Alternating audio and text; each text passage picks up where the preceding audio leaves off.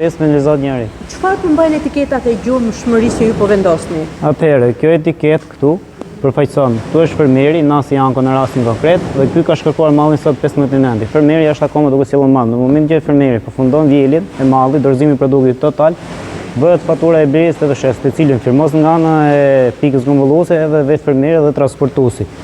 Në rastin konkret këtu, ky mall ka ardhur sot. Fermeri të pajitet me faturën, në momentin që do punohet malli, do seleksionohet, do eksportohet jashtë, do bëhet etiketa personalizuar. Në një kamion mund të jenë 5 fermerë, 4 fermerë apo 10 fermerë, çdo palet e fermerit seleksionohet në mënyrë të veçantë. Dhe ndiqet nga ana jon vendoset një barkod, një kod gjurmëshmërie, i cili është nga ne në rastin më të keq, nëse jashtë do dalë një problem nga dogana, në momentin njoftohet, shikohet etiketa e kujt është malli. Unë atëherë kam gjurmëshmërinë. Si kanë reaguar fermerët? Fermerët tani janë koshien. Paktën pjesën këtu ku jemi në Dyvjak, fermerët janë gjyrësuar, po përdorin edhe mbrojtjen biologjike. Në rastin më të keq, themi, do jetë kjo përballje, pastaj do jetë direkt me autoritetet e shtetit. Është e nevojshme gjurmëshmëria? Po, gjurmëshmëria është e nevojshme në këtë situatë që ka ardhur sot për pjesën pecitëve shumë e rëndësishme. Jo vetëm për ne, po në rastin siç po them, në një kamion janë 5 fermerë, pse të digjen të 5 fermerë të komplet kamionit. Mund vi autoriteti AKU-ja, mund të marrë mostrën për një fermer ku është marrur siç është gjurmëshmëria, është e gjurmueshme çdo gjë. Në këtë lloj forme është e gjurmueshme çdo gjë. Është data, momenti është data e blerjes, është numri i faturës blerjes të këtij fermer, që kjo është bërë ngarkesa, është sasia që fermeri ka prodhuar.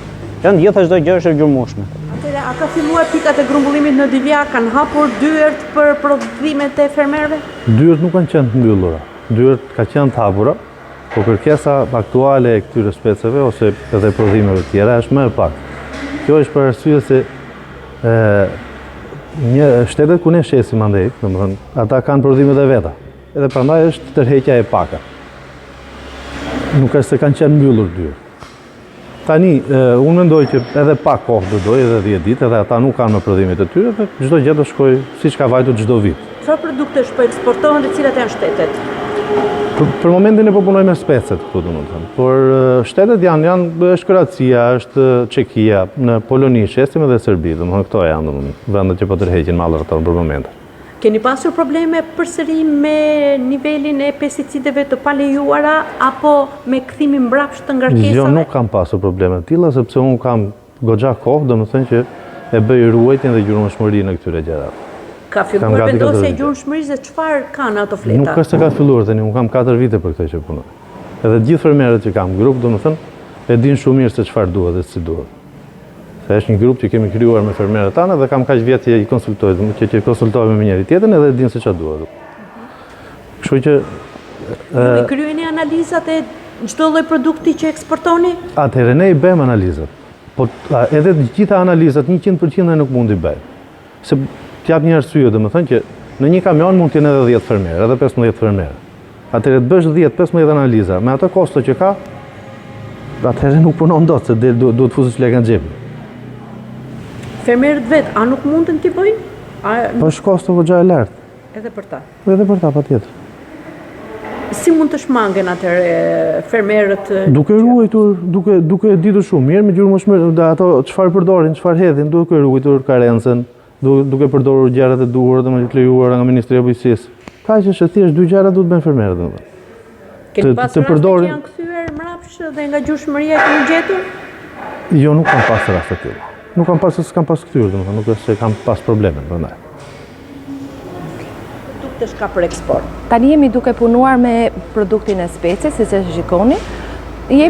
Po fillon kulmi i prodhimit. Tani po fillon sasia për speces. Kemi shumë prodhim.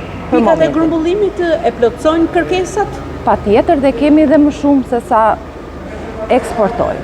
Kemi shumë bollshmëri sepse aktualisht nuk është ndonjë kërkesë e madhe nga shtetet që ne eksportojmë. Pasi dhe ato kanë produktet e veta. Ke një informacion se sasia që ju është kërkuar për shembull për eksport? Për shembull, këtë javë që jemi duke folur, unë kam porosit 2 kamiona në javë, ndërkohë që unë mund të kem 4 dhe 5 kamiona me spec në gjendje duke i grumbulluar nga fermerët e zonës. Çdo gjë është e gjurmueshme.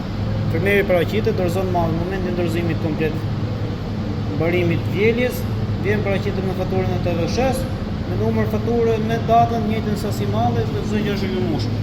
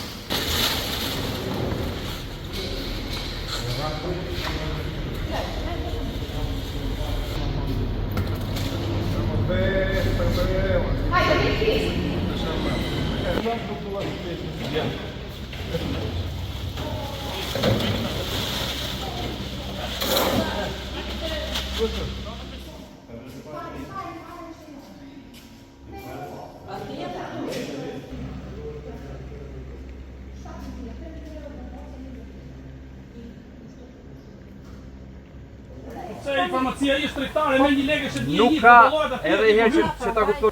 Thirr personi për katës vit bëj analizë kaq. Ky produkt po merr një dëm lejon. Po pra, ky produkt është mos i pasur ne me vetëshëm. Që dhe i trëmbë dhe arrestimeve tani, sepse po t'i